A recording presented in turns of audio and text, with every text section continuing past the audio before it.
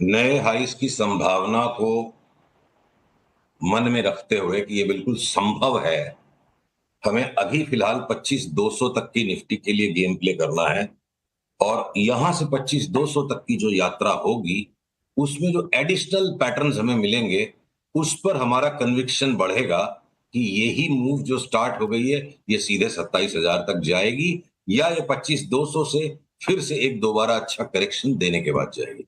तो interim station 25,200 with a possibility कि finally 27,300 400 आ जाए। सुशील जी, आपका कैमरा ऑफ हो गया, उसको ज़रा प्लीज़ ऑन करिए ताकि फिर आपसे बात हो पाए अच्छे से। मार्केट में एक डिप आया, मीनवाइल निफ्टी अब करीब करीब 50 पॉइंट नीचे और बैंक निफ्टी करीब करीब अब 150 पॉइंट नीचे। सुशील, आईटी पर क्या व्यू बन रहा है, क्योंकि सबसे ज़्यादा स्ट्रेंथ इस समय आईटी पॉकेट में ही है।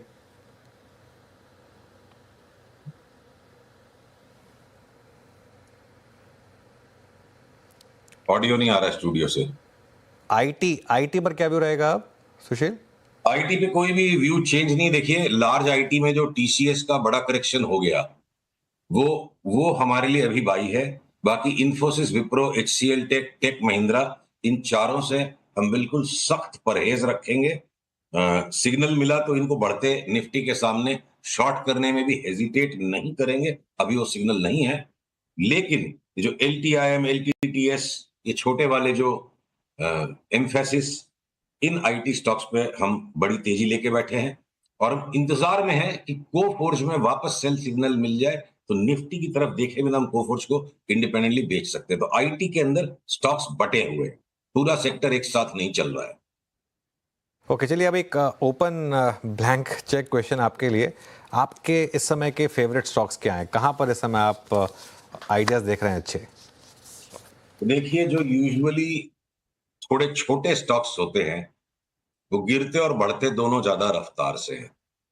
तो पीएसयूज और पीएसयूज में भी खास करके डिफेंस के स्टॉक्स, जैसे कि आपका कोचिन शिपयार्ड, आज इसमें दोबारा बड़ा बाई रीइंफोसिस हो गया। यहां से 3 गुना हो जाए अगर, और निफ्टी यहां से हम 27,000 जाएगा कि नहीं जाएगा कि असमंजस में पड़े रहे, तो उसी तरह से हिंदुस्तान एरोनॉटिक्स या बीईएल, कुछ हद तक हम बीएचईएल को भी इसी कैटेगरी में पकड़ेंगे और एकदम से सडन स्पर्ट दे सकते हैं कभी भी ये पीएसयू बैंक्स। अपनी इस पर बात हो चुकी है।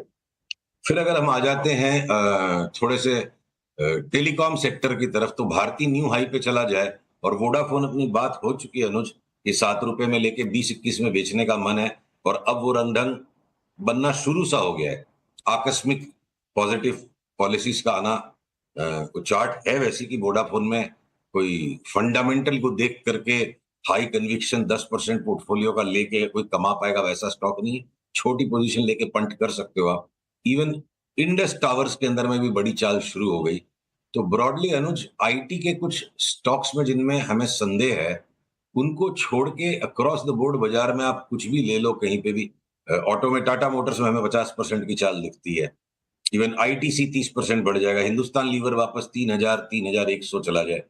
जो एशियन पेंट्स में कोलाहल मचा हुआ है, उसकी छोटी बहन जो बर्जर पेंट्स की जो चार्ट है, वो लगती है यहाँ से 30-35% बढ़ जाएगी। तो बहुत ज्यादा स्टॉक्स है अनुज, जहां पर अच्छा खासा पैसा बनना चाहिए। जो डीप करेक्शन को होना था, वो लगता है हमारे पीछे जा चुका है।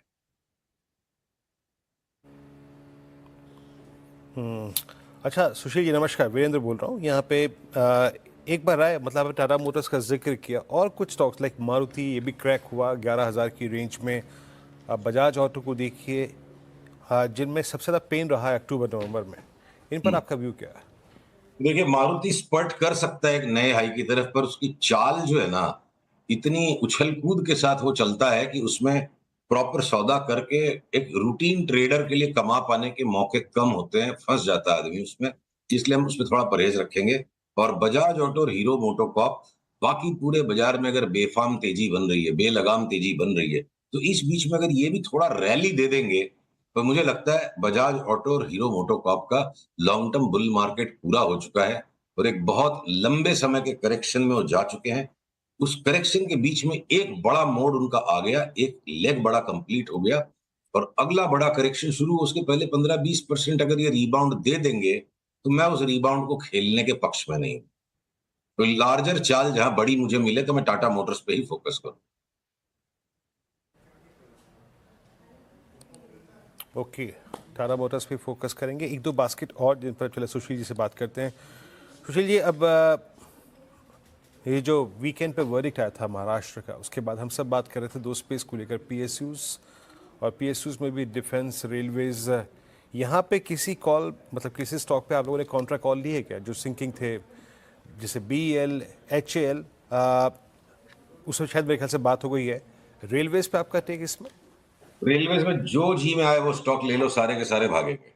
Entire railways is looking ready for creating surprise up moves into new highs. इन सब में न्यू हाइज आने का खतरा ज्यादा है कि ये 10% करेक्ट हो जाए, इसका खतरा कम है। रेलवेज में अक्रॉस द बोर्ड भाई। ओके, चलिए कुछ वीडियो में दिक्कत आ रही है सुशील जी, यहीं शो को समाप्त करेंगे। थैंक यू सो मच आज हमारे साथ जुड़ने के लिए।